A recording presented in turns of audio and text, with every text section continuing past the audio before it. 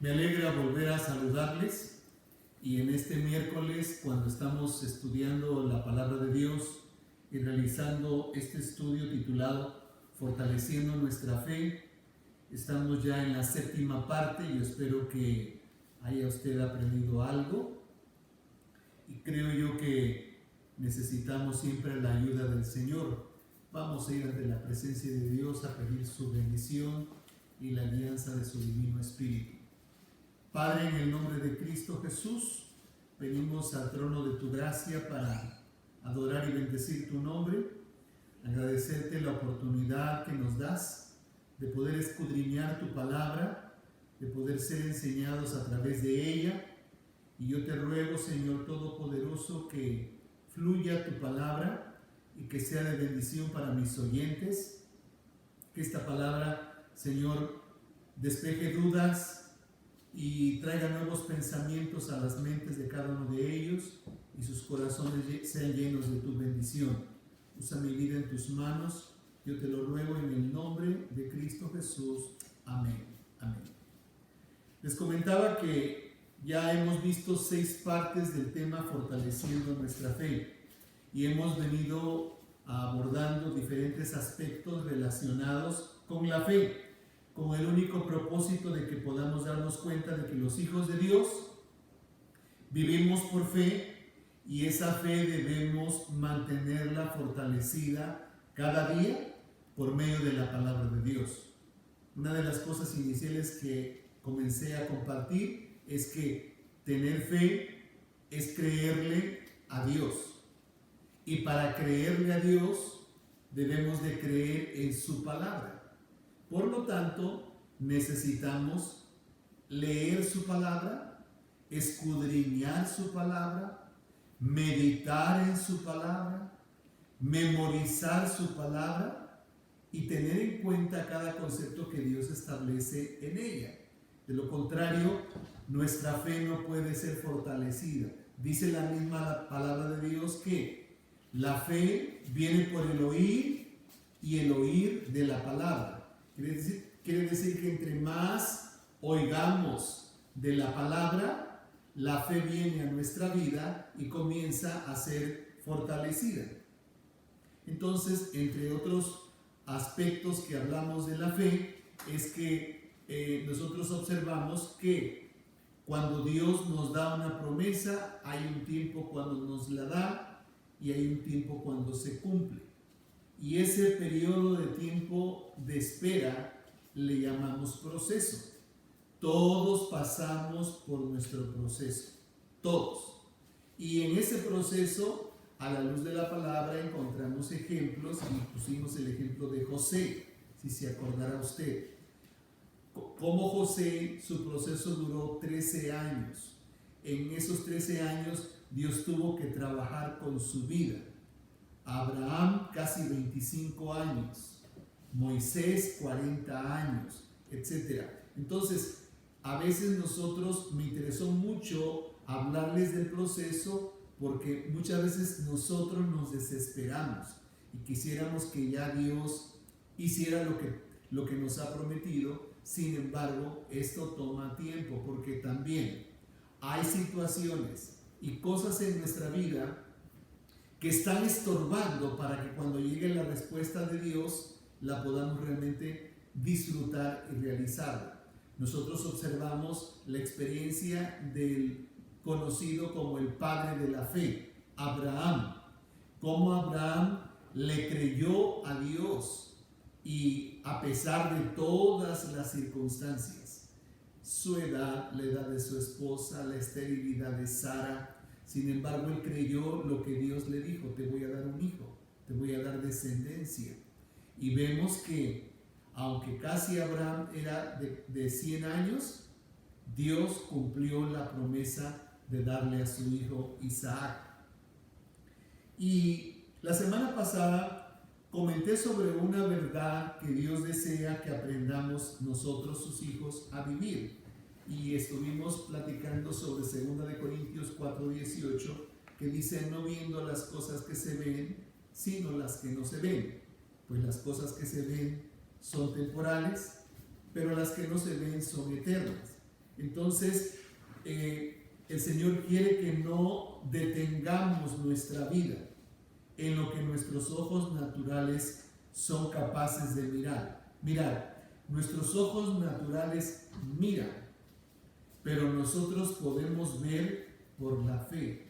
Lo que nosotros miramos es temporal, son situaciones, son circunstancias que nos rodean, las cuales hoy están y mañana pueden desaparecer, que por lo general muchas de ellas son negativas y hacen que nuestra mente forme ideas o pensamientos negativos y de imposibilidad. Por eso mucho cuidado, las noticias, sobre todo en este tiempo que estamos escuchando, cada día oímos que hay más muertos por esta pandemia. Y si nosotros detenemos nuestra vida en esas noticias negativas, no es que las estamos rechazando. Sin embargo, nosotros no podemos detenernos en eso, debido a que nosotros estamos creyendo en un Dios que nos sacará adelante y que mostrará su poder en nuestras vidas. Cuando nosotros detenemos nuestras vidas en las circunstancias, entonces las circunstancias comienzan a controlarnos. Hemos sido llamados no a mirar, sino a ver lo que no se ve. Es decir, que por la fe podemos tener una visión de lo que Dios ha preparado, de esa respuesta que usted y yo estamos esperando para nuestra necesidad, para nuestro problema, para esa petición que tenemos delante de Dios.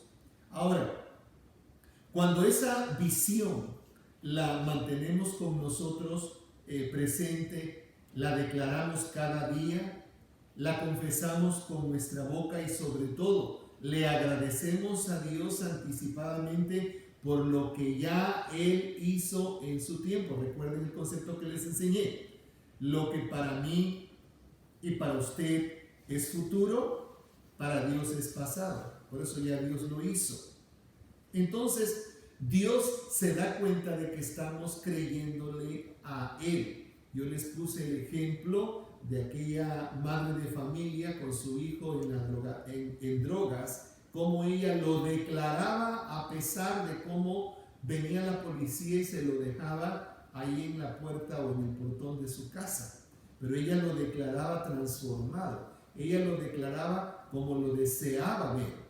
Y yo creo que esa es la parte de que nos hace falta a nosotros, visualizarnos o visualizar la respuesta que ya Dios tiene para nuestra vida. Por eso es que la situación en la que ahora estamos atravesando, nosotros no la podemos negar. Pero los hijos de Dios debemos estar conscientes que es algo temporal, porque nada de lo que hay en esta tierra, nada de lo que existe debajo del cielo es eterno, es temporal. Y al verla así como es, entonces nuestro comportamiento debe ser diferente al de aquellas personas que no tienen una relación y una experiencia con nuestro Dios. No debemos ni tenemos por qué angustiarnos ni desesperarnos por todo lo que escuchamos diariamente en los noticieros, porque nosotros sabemos que nuestra vida no depende de esas circunstancias, nuestra vida depende de Dios y que Dios siempre tiene una salida para sus hijos que será de bendición. Ahora, yo quiero hablarles de otro aspecto muy importante y quiero que mantengan sus Biblias abiertas en la epístola del apóstol Pablo a los Efesios en el capítulo 6. ¿Qué tan importante y tan necesaria es la fe que el apóstol Pablo, cuando habla sobre la armadura espiritual en el capítulo 6 de Efesios, la menciona? Y yo quiero leer de los versículos 10 al 17 del capítulo 6 de Efesios, que dice de la manera siguiente: por lo demás, hermanos míos, fortaleceos en el Señor y en el poder de su fuerza. Vestíos de toda la armadura de Dios, para que podáis estar firmes contra las asechanzas del diablo.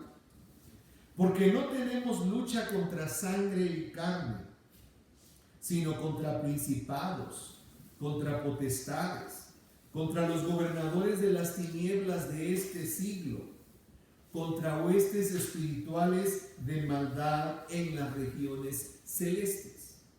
Por tanto, tomad toda la armadura de Dios para que podáis resistir en el día malo, y habiendo acabado todo, estar firmes.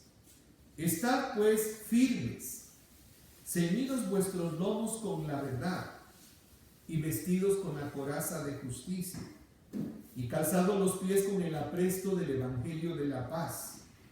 Sobre todo, tomad el escudo de la fe, con que podáis apagar todos los dardos de fuego del maligno, y tomad el yelmo de la salvación y la espada del Espíritu, que es la palabra de Dios. En esta lectura nosotros encontramos que el apóstol Pablo hace una comparación de lo que era cada una de las partes de la armadura de un soldado romano, listo para o dispuesto para ir a la guerra, y lo compara con aspectos espirituales de lo que es la vida cristiana. La armadura de Dios está constituida por 6 partes. El yelmo, que era el casco que protegía la cabeza. La coraza, que protegía la zona de enfrente del pecho, el pectoral, ¿sí? El cinturón con el que se ceñían la armadura. Un calzado especial que generalmente corría hasta las rodillas. Una espada para el soldado que era diestro, lo utilizaba en su mano derecha, y un escudo en la mano izquierda. Ahora bien, el apóstol Pablo compara cada una de esas partes con aspectos espirituales del cristiano. Habla del yelmo de la salvación, habla de la coraza de justicia, habla del cinturón de la verdad, del calzado con el apresto del evangelio de la paz. Menciona la espada como la palabra de Dios y habla del escudo como la fe. Entonces, aunque se está usando un lenguaje figurado y comparativo para ilustrar toda la armadura de Dios, podemos ver que el énfasis descrito es importante con respecto al escudo. Fíjense que cuando la palabra de Dios menciona en el versículo 16 sobre el escudo, tiene un énfasis en la versión de la Biblia Reina Valera 60 en 2 palabras, que dice: sobre todo, tomar el escudo de la fe. Sobre todo, como que es algo de mayor importancia o de mayor relevancia. Porque quiero decirle que había acciones que el escudo podría realizar por el bien del soldado. Si el soldado era diestro, con su mano derecha tomaba la espada para pelear, pero el escudo lo mantenía en su brazo izquierdo. Algunos de estos escudos eran de pieles de animales, otros de madera, otros de metal. Entonces, fíjese lo que dice el versículo 16: sobre todo tomad el escudo de la fe, con que podáis apagar los dardos de fuego del maligno. En esta porción bíblica, la palabra del Señor nos recuerda que nosotros tenemos de parte de Dios esta armadura, que nos la debemos de poner todos los días, porque hay una lucha diaria que es de tipo espiritual, que dice la palabra que no es contra carne ni sangre, sino contra potestades, contra gobernadores de las tinieblas de este siglo, contra huestes espirituales de maldad en las regiones celestes. Y también dice que llegará el día malo.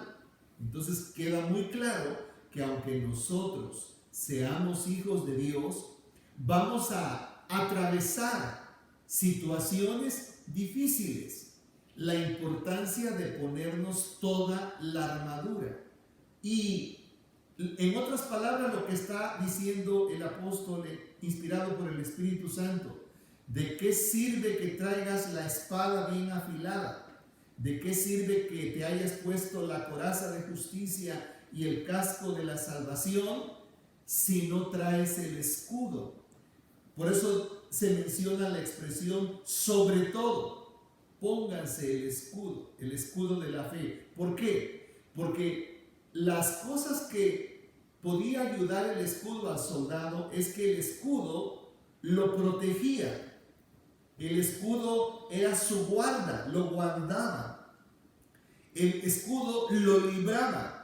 Y aquí, por ejemplo, hablando espiritualmente, dice que apagaba los dardos que lanzaba el enemigo. A veces los soldados usaban saetas con fuego, pero el escudo era la protección con el que podían apagar esos dardos que venían con fuego. Entonces, significa que aunque mantengamos fortalecida nuestra fe, es decir, nos mantengamos creyéndole a Dios, el enemigo no estará descansado, sino que estará enviando dardos. Porque él desea, el plan de Satanás es que todo lo que usted y yo hemos estado esperando en Dios, hemos estado esperando que Dios nos dé, hemos estado esperando que Dios responda porque nos lo ha prometido, Satanás no quiere que lo disfrutemos y él anhela que nosotros lo perdamos. Ahora, le voy a decir por lo menos 3 dardos favoritos que utiliza Satanás para que nosotros podamos darnos por vencidos. El primer dardo es la desesperación. La desesperación llega a nosotros como humanos cuando vemos que pasa el tiempo y no llega la respuesta. Creo yo que en el caso de Abraham estaba viendo que el tiempo estaba pasando y el hijo no llegaba. Pero por eso Dios un día lo saca para que cuente las estrellas y él termina diciendo, no las puedo contar. Entonces yo quiero pensar, quiero imaginarme que cuando venían esas olas en que la desesperación venía sobre Abraham, él salía y miraba el firmamento y comenzaba a mirar las estrellas y se acordaba que Dios le había prometido que así multiplicaría a su descendencia. Un segundo dardo que utiliza el enemigo para que usted y yo abortemos lo que Dios nos ha prometido es el desánimo.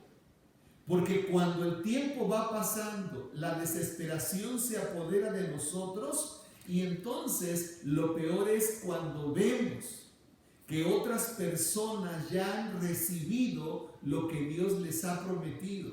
E incluso gente que no tiene el temor de Dios, como que aparentemente están viviendo mucho mejor y más tranquilos que nosotros. Y entonces el desánimo le abrimos la puerta y ese es un dardo que el enemigo utiliza muy frecuentemente para que usted y yo dejemos de creerle a Dios. Y el tercer dardo que utiliza el enemigo, ya hablamos de la desesperación, hablamos del desánimo, el tercer dardo que él utiliza es la duda. La duda es antagónica a la fe. Lo contrario a la fe es la duda. Dios no quiere que usted y yo dudemos, que no dudemos de su palabra, porque Él tiene un pacto con su palabra. Y por eso es que le voy a decir que en muchas ocasiones yo vengo delante del Señor y yo le digo, Señor, tu palabra dice, y repito lo que dice la palabra. Por ejemplo, cuando me toca ir a orar por un enfermo y yo le pregunto al enfermo si quiere sanar, porque es muy importante, si cree que va a ser sanado.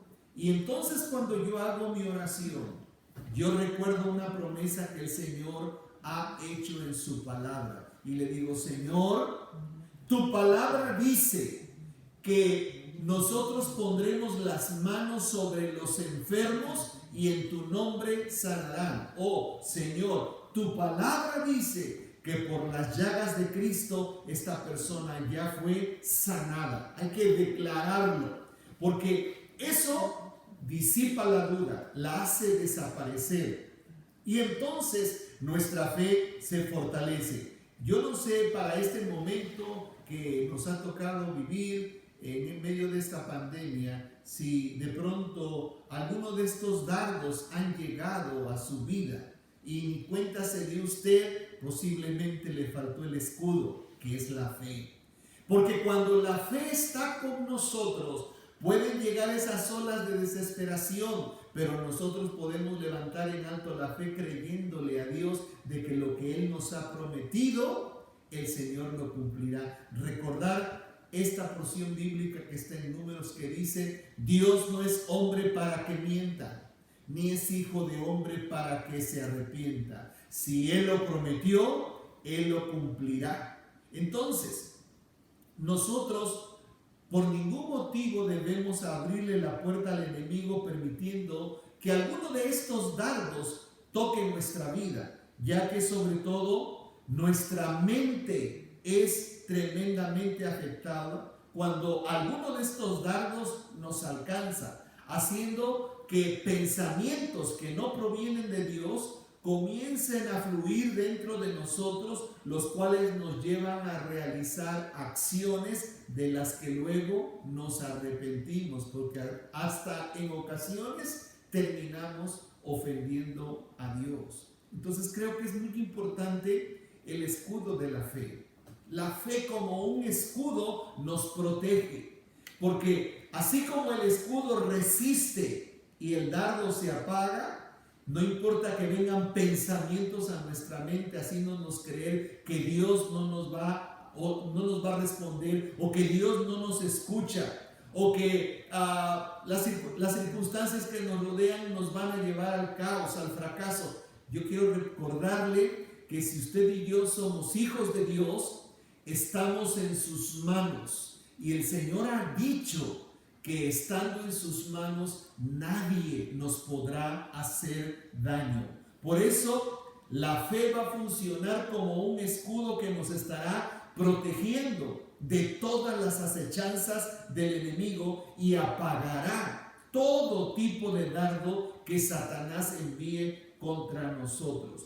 Hay un versículo en la palabra del Señor, porque quiero traer un ejemplo para ustedes en esta hora, en la epístola a los Hebreos, en el capítulo 11. En el capítulo 11 están los conocidos como héroes de la fe, los héroes de la fe. Y en el capítulo 11, en el versículo 22, encontramos lo siguiente. Dice de la manera siguiente: por la fe José, al morir, mencionó la salida de los hijos de Israel y dio mandamiento acerca de sus huesos. Déjenme explicarle un momento. Dice que él por la fe, él no se dio cuenta, pero él estaba profetizando que Israel se quedaría por un tiempo ahí en Egipto, después de aquella hambruna, y que un día saldría victorioso el pueblo de Israel. Nosotros conocemos esa historia en el Éxodo, que a través del líder Moisés así sucedió.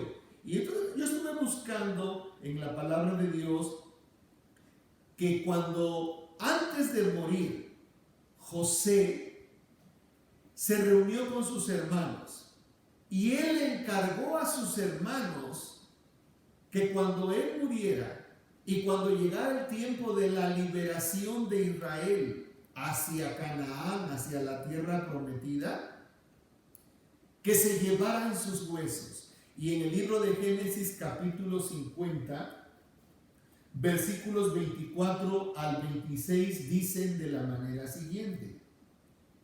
Y José dijo a sus hermanos: yo voy a morir, mas Dios ciertamente os visitará y os hará subir de esta tierra a la tierra que juró a Abraham, a Isaac y a Jacob. E hizo jurar José a los hijos de Israel diciendo: Dios ciertamente os visitará y haréis llevar de aquí mis huesos. Hebreos estaba diciendo que por la fe, porque todavía no moría, pero él por la fe estaba mirando al pueblo de Israel poseyendo la herencia que Dios le había prometido a los patriarcas. Y una encomienda que hizo José a sus hermanos y a sus descendientes era que cuando llegara ese momento de la liberación, se llevaran sus huesos para Canaán. Y nosotros descubrimos y hemos leído en la palabra del Señor cómo tuvieron que pasar tantos años esclavizados. Otro faraón que no conocía a José subió al trono y entonces consideró que los israelitas estaban multiplicándose, y conocemos toda esa historia de que el faraón mandó matar a todos los niños varones y cómo fue libertado y guardado a Moisés porque Dios tenía un plan para su vida. Y ya luego vemos nosotros a Moisés ya de 80 años, después de 40 años de estar pasando por su proceso en el desierto, que es traído a Egipto para hablar con el faraón y libertar a Israel de la esclavitud. Él junto con su hermano Aarón estuvieron intercediendo y hablando a favor de Israel con el faraón. Pero cuando llegó el momento de la liberación a través de la última plaga, que fue la muerte de los primogénitos en todo el territorio egipcio, dice en el capítulo 13, versículo 19, cuando ya salieron de Egipto, dice: tomó también consigo Moisés los huesos de José, el cual había juramentado a los hijos de Israel, diciendo: Dios ciertamente os visitará y haréis subir mis huesos de aquí con vosotros. Él por la fe decretó que un día serían liberados y para cuando llegara ese día que sus restos fueran llevados con el pueblo. Yo me imagínese Israel usted, 40 años en el desierto, ahí andaban los huesos de José, hasta que por fin conquistaron Canaán y entonces le dieron sepultura a los huesos de José. Vemos que no tan solo José tenía fe que un día el pueblo de Israel saldría de Egipto, pero por eso le encarga a sus hermanos y a sus descendientes que sus huesos sean llevados. Y por eso Hebreos lo menciona como un héroe de la fe. Dice que por la fe él lo declaró. Entonces, que nosotros podamos en medio de esta pandemia seguirle creyendo al Señor. ¿Qué cosa le debemos de creer al Señor? Que a pesar de las circunstancias aparentemente tan negativas, tan contrarias, mucha gente se ha quedado sin empleo, usted se ha dado cuenta. No se esté usted tronando los dedos ni comiéndose las uñas. Usted es un hijo de Dios, usted es una hija de Dios. Y usted dirá: pastor, es que no tengo para pagar los servicios de la casa. Usted créale a Dios. Dios tiene puertas de bendición. Y si usted ha sido fiel con Dios, sobre todo en sus diezmos y ofrendas, estoy seguro que esa inversión que hemos hecho en el banco del reino de Dios, Dios se acordará y abrirá una fuente de bendición para nuestras vidas. Que el temor que mucha gente siente por creer que va a quedar contagiada, no lo sintamos nosotros. ¿Por qué? Estamos en las manos de Dios. Claro, tenemos que cuidarnos, tenemos que alimentarnos bien. Les he pedido que salgan al sol, que cuando tengan oportunidad salgan a caminar un rato alrededor de su casa, pero que respetemos lo que las autoridades nos están diciendo. Por eso no nos hemos podido congregar en el templo, pero necesitamos nosotros aprender a confiarle a Dios, no a las circunstancias. Entonces nosotros debemos seguir declarando que lo mejor para nosotros está por venir, que las cosas suceden porque Dios las permite, no las manda, las permite. Dios ha permitido esta pandemia y yo no sé cómo ha estado trabajando en cada uno de nosotros, pero le voy a decir que algo bueno está saliendo después de esta pandemia cuando miremos nuestras vidas, que ya no seremos los mismos. Entonces, mientras tanto, mantengámonos expectantes por todo lo que Dios ya está haciendo y que por la fe sabemos que lo va a hacer. No nos demos por vencidos, mantengámonos firmes, pero sobre todo, por favor, no olvide ponerse toda la armadura espiritual que Dios nos ha dado. Esa no es para ponérsela el domingo y hasta el siguiente domingo volvérsela a poner. La armadura espiritual debemos ponérnosla todos los días, todos los días. Quiere decir que todos los días el escudo de la fe, que es nuestra protección, lo debemos cargar con nosotros. Y sabe una cosa, el enemigo podrá lanzar cualquier dardo contra nosotros, pero nunca nos podrá derribar. El enemigo sabrá o buscará la oportunidad para atacarnos, pero no nos podrá destruir. No olvide la promesa: mayor es el que está con nosotros que el que está en el mundo. Si Dios es con nosotros, ¿quién contra nosotros? Hay muchas promesas de parte de Dios que nos animan a creerle al Señor. Yo les animo a seguirle creyendo a Dios, a seguir creyendo en su palabra y a descubrir que cada día nuevas son sus misericordias. Y por lo tanto, para cada día debemos gozarnos y alegrarnos por la oportunidad que el Señor nos da de tener vida, de disfrutar de su presencia con nosotros. Y le aseguro que en cada día Dios nos mostrará su perfecta voluntad y nos guiará a toda verdad y a toda justicia por medio de su Santo Espíritu. Mi mayor deseo y oración es que Dios le guarde, Dios le bendiga, Dios abra puertas de bendición para su vida, pero sobre todo usted, mi amigo, mi amiga, hermano o hermana en la fe, póngase el escudo de la fe para estar protegido contra esos dardos que el enemigo lanza, y le aseguro que usted y yo saldremos victoriosos. Que tengan un resto de semana bendecido y seguro. Dios les guarde y les bendiga.